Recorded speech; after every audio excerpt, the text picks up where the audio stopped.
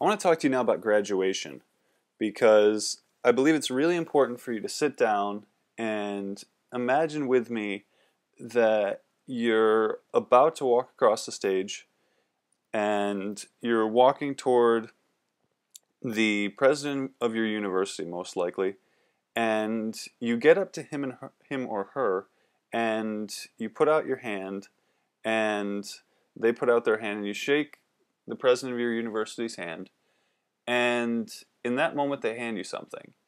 And in that moment, as you're walking away, what two things do you have?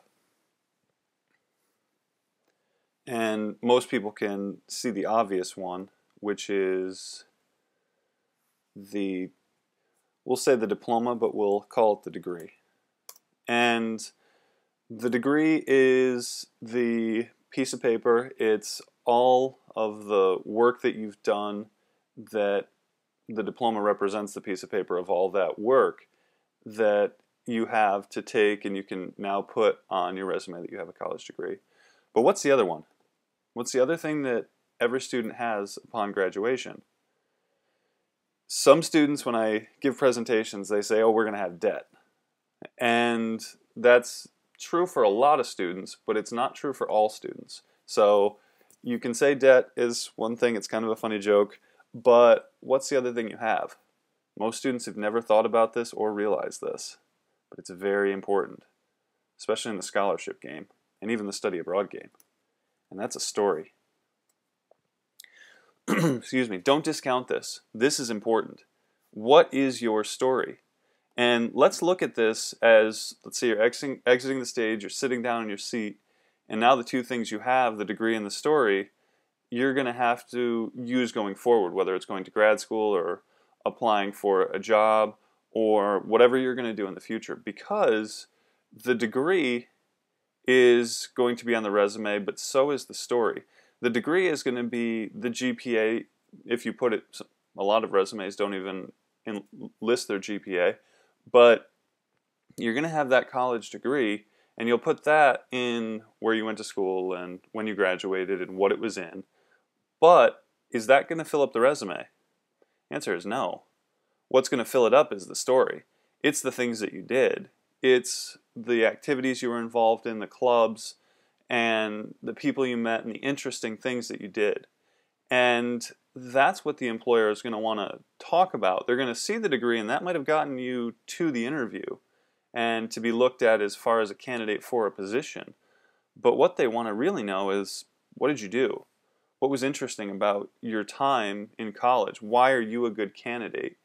And that's why I put this out there with study abroad, because even as you start looking at what your story is as you're applying for programs and looking to travel internationally, that's one of the big things that it will really help you as far as later on.